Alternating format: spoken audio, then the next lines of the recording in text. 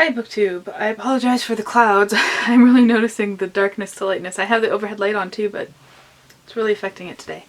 Anyways, I'm here with my May TBR, and I have a theme for my May TBR, and well, it's a kind of a theme, and that theme is the shortest books on my shelves. So if you look at my shelves, and I've done a video on my TBR organization, they're divided into different categories. It's not really genre. Some of it's age-based, some of it's based on race, some of it's based on geographical location, classics, like it's all sort of makes sense to me. And I was just looking at them and saw the short books and thought, this is a good way to up my Goodreads goal, right? Read a bunch of short books. Yeah, I think it'll help also. I've been feeling a lot lately that I'm struggling finishing books. Like I'm not though, but by the time I hit the middle of the month, I'm not finishing as many books as I think I should. And I've finished, like 6 or 7 books in the last 2 weeks of the month, just because of the amount I read all at once. So I figured maybe shorter books might help me accomplish that feeling, and then I can just move on. Anyways, so I thought I'd talk first about my ebooks. According to my ebook reader, they're only about 50 pages each. According to Goodreads, these books are a little longer, but we all know ebooks pages don't always line up with real physical book pages, so I chose 2 because they seemed really short that way. And the first book is The Lost Arabs. I'm looking at my computer screen. Which according to Goodreads is 112 pages, and it's a book of poetry, so it'll be faster to read, I believe.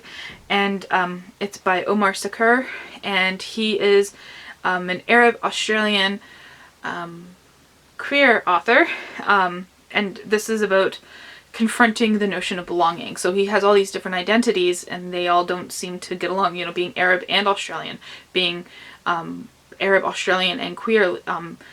Australia has some problems with far-right politics and stuff like that.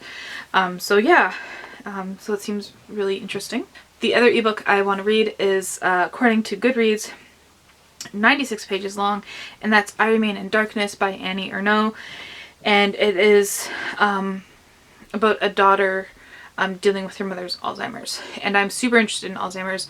I work in healthcare, so most of my patients, most of the people we deal with have dementia in one form or another, and Alzheimer's falls under the dementia bracket. So then I decided to look at my shortest audiobooks that I have, and because I do a lot of driving, I listen to a lot of audiobooks, so I believe I chose 4 audiobooks, one for each week. I should probably get through them that fast. The longest one is 5 hours, and the shortest one is 3 hours and 11 minutes. And that first one is Tales of Foster Ganj by Ruskin Bond, and Ruskin Bond was a British, he's Indian born in India, but he's British. The history there. So this is just stories that take place in India, but written by a British dude. And then we have The Emissary by Yoko Tawada, and that is just about 4 hours long. And that is about young children are being born old, I guess was the way it seemed like, and it's up to the older people, like the grandparents and stuff, to raise the young kids. There seems to be a lot more going on, but that seems to be the basic gist. Then I have We Are What We Pretend to Be, the first and last works of Kurt Vonnegut, and this is what it says. It's a collection of 2 of his stories, the first piece he ever written and the last piece he was working on before he passed away. His first piece is called Basic Training, and it was actually never published while he was alive. And it was written in the late 1940s, and it's his first ever novella. I really like this. It's a bitter, profoundly disenchanted story that satirizes the military, authoritarianism, gender relationships, parenthood, and most of the assumed mid-century myths of the family. That seems really cool. And then 2007, his last unfinished novel called If God Were Alive Today, a brutal satire on societal ignorance and carefree denial of the world's major problems. We'll leave it at that. There's a whole lot written here, but yeah. And then the last one I decided to pick up for audiobook is The Jaguar Smile, A Nicaraguan Journey by Salman Rushdie. I am fascinated with Nicaragua. I went there when I was 17 for almost a month, and just that led me to taking like Latin American history in university and stuff like that too. So this is just kind of like a travel memoir, but with a lot of history in there, I believe, written by Salman Rushdie, and just thought I'll give that a shot. And that's 5 hours long, so that should be good. Apologies for the angle change, my battery died. So I'm gonna move on to the physical books that I have here beside me. I'm just pulling them off in whatever order they are in, and so my Indigenous pick for this month is going to be On Me by Francine Cunningham, and this is a book of poetry. And Francine Cunningham is a white passing Indigenous woman who grew up and lives in a city, which is a different perspective than what we usually get, which is people who are identifiable by sight as being Indigenous, and who have some connection to the res. But Francine Cunningham doesn't, so it's a different perspective. I think that will be really cool. And this is 94 pages long. Then I have this. I think it might be a children's book, but I don't care. I really want to read this one. Arroz con leche Rice Pudding by Jorge Agueta and Fernando Villela. My Spanish pronunciation is... I used to be able to speak basic Spanish, but now it's just, yeah, not very good. A cooking poem. And this has full page illustrations, the Spanish part of the poem, and then the English translation of the poem. And it just seems really cute. It's about cooking rice pudding. And this is, oh, there's no page counts on there, but it is, as you can see, a very, very thin book. Yeah. And then I have my graphic novel. Oh, that was my selection for Latinx author. And then for my graphic novel selection, I got The Adventures of Tintin. This is The Broken Ear by Hergé, I believe. And there's no blurb on the back, so I don't know what this specific one is about, but it's a Tintin, so, you know, I kind of already know what I'm going to get into. Yeah, and this one is 62 pages long. Another very thin book. Then we have Star Wars Dark Forces. This is from my fan shelf. I didn't show that in my TBR organization. I think I talked about it briefly. That shelf's in another room, and it just has like Star Wars, Star Trek, Doctor Who, Battlestar Galactica, Stargate, those kind of like fan shows. I think there's a Supernatural book on there too. I need more of those, by the way. And this is by William C. Dietz and Dean Williams, and it is an illustrated story, and of course I open up to full text, but I want to show you this particular illustration. Right here. Nope. Oh, that one's really cool too. The art in this is just fantastic. I want to like buy another copy and rip it up and like frame these things. Like, isn't that so cool? That's C-3PO. This one back here. I love it when paintings have movement in them. Like that. You see it? Look, he's moving. Oh, that is so cool. I'm really looking forward to this.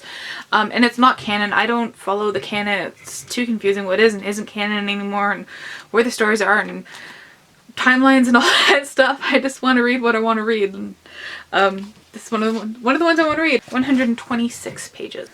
Next is a book from my Asian authors. And this is Banana Gishimoto, Hard Boiled and Hard Luck. So this is two novellas. Well, I mean, two short stories, short novellas in one. We have Hard Boiled, where a lady goes hiking, or an unnamed narrator goes hiking, and she dreams of her ex-lover and is visited by a woman who it seems may be a premonition. And Hard Luck is about another young woman whose sister Kuni is dying and lies in a coma. And there's more to it, but we won't read more than that. And this one is... Sorry, my fingers are 149 pages. That's so nice, slim. And it's very small too, like, this is like a normal size book, so it's a little smaller than a normal size book. So I'll just, since I have this one in my hands, this is actually not that small of a book as the rest of these, but it's still the smallest book in this section and I wanted to read it, and it's a thriller, so I think I'll read fast. This is Sharp Objects by Gillian Flynn, and I just know I read Gone Girl and really liked it, and you know, look forward to this. I believe it's about a girl who's sent back to her hometown to as a journalist to investigate stuff, but she doesn't get along well with her family. And this one is 252 pages, so a bit longer than, you know, the other selections on my shelf by about 100 pages, but I said thriller, I'll probably read a lot faster than the other books. Next on my nonfiction is this book, There Exists an X, X is a Sandwich by Joel K. Jensen, PhD. And this is about sandwiches in every way that you can think about sandwiches. It's more about philosophy and logic and definitions. So he's examining, you know, what makes a sandwich, looking at it as an object of art, existential interlocutor, and a source of unexpected meaning. So yeah, I've been looking forward to this for a long time. And this comes in, oh, and there's lots of illustrations in here too. And pages for notes. And once you get to the actual text, it is 79 pages long, and I'll just show you, like, there's lots of illustrations in here as well. So yeah, that'll be cool. Next from my canned lit shelves is Dear Life by Ron Sexsmith. His name might sound familiar because he's also a musician. And this is about a guy who goes hunting and encounters some witches. And things go awry from there. Yeah, I just really like that cover. And then there's little doodles in there by Ron Sexsmith. Yeah, so that'll be interesting to read. From my reread pile, I chose the shortest book on there, and I'm really excited to get to this one. It's one of my all-time favorite books.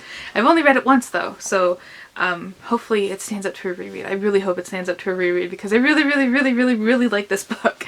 And it's a YA, surprise, surprise, How I Live Now. Like, really, that's not sarcastic. Like, I don't read a lot of YA. I don't enjoy a lot of YA, but this one is so good. How I Live Now by Meg Rossoff. And this is about 15-year-old New Yorker Daisy sent to live in the English countryside with her cousins, and then the world ends. And this comes in at, oh, there's a edition at the back here. This comes in at 194 pages, but as I said, it's YA, so it's a little easier to read. Yeah. Okay. Next is from my classic shelves, but would you believe it, it's a Russian classic. And that is Heart of a Dog by Mikhail Bulgakov. And I have read The Master Margarita, and that's probably due for a reread. Might make my list for next year. This is only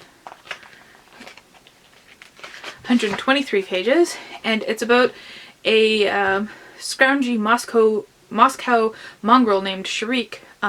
Thanks to the skills of a renowned Soviet scientist and the transplanted pituitary gland and testes of a petty criminal, Sharik is transformed into a lecherous, vulgar man. Yeah, that sounds really interesting. And really short, surprisingly, for a Russian novel. Then from my poetry, short stories, and plays, I got a book of poetry. This is About Face by Jamie Hamilton. I got this at a free little library, so I didn't know anything about it. Yeah. Oh, look. It's got a bookmark in here. And this book is from 1973. That's pretty cool. And it is only 31 pages long.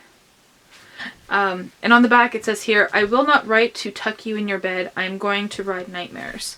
So I thought that sounded pretty cool. And then on my shelves with Black authors, I got Ngugi's Weep Not Child. I believe this was actually the first novel from Kenya written in English. I believe that I read that somewhere. And it's part of a series. I got some other books by him here, and this is about the Kenyans, the native people of Kenya, dealing with white settlers. And this one is, if I can get to the last page, 136 pages long.